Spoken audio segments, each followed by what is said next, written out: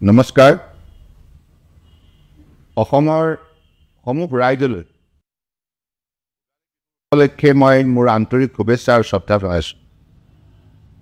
আমি খেতিয়ক সমাজ হিচাপে কৃষিজীৱী হিচাপে সদায় আমি এই পৰম্পৰা নিষ্ঠাৰে পালন কৰি আহিছোঁ। ভোগালী বিহু বুলি ক'লে গাঁৱৰ সমাজ বুঢ়া মেথা যুৱক যুৱতী ডেকা গাভৰু সকলোৱে মিলিত প্ৰচেষ্টাৰে একেলগে মিলি এসাঁজ খায় আৰু মেজি জুই তাত লৈ আগন্তুক দিনৰ বাবে সকলোৰে মংগল কামনা কৰে।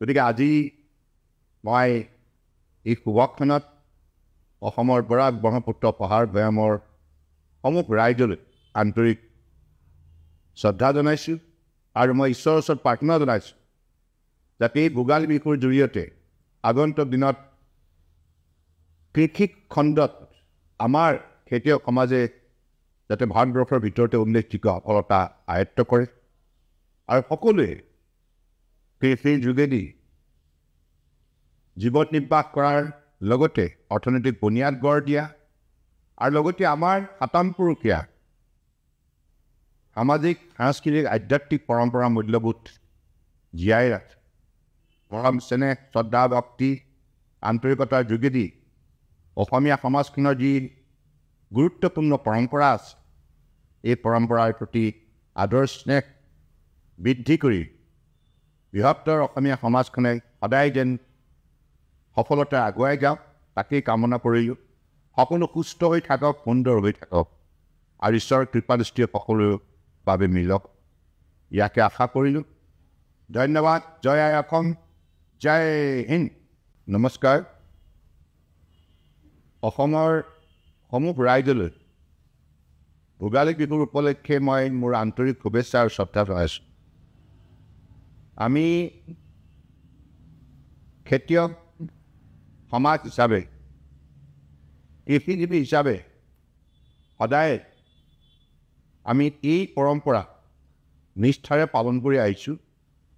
ভোগালী বিহু বুলি ক'লে গাঁৱৰ সমাজ বুঢ়া মেথা যুৱক যুৱতী ডেকা গাভৰু সকলোৱে মিলিত প্ৰচেষ্টাৰে একেলগে মিলি এসাঁজ খায় আৰু মেজি জুই তাত লৈ আগন্তুক দিনৰ বাবে সকলোৰে মংগল কামনা কৰে।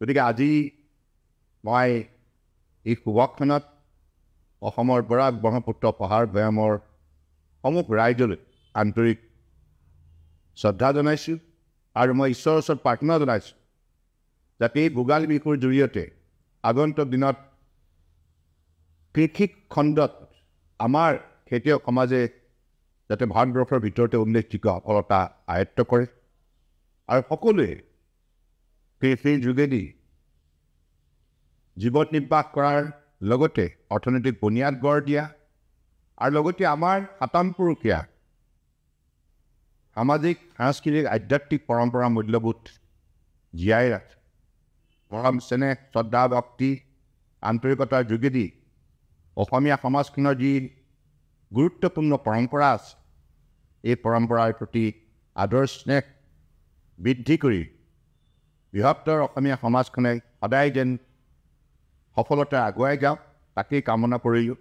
সকলো সুস্থ হৈ থাকক, সুন্দৰ হৈ থাকক আৰু ঈশ্বৰৰ কৃপাদৃষ্টিয়ে সকলোৰে বাবে মিলক ইয়াকে আশা কৰিলোঁ। ধন্যবাদ। জয় আই অসম, জয় হিন্দ। নমস্কাৰ অসমৰ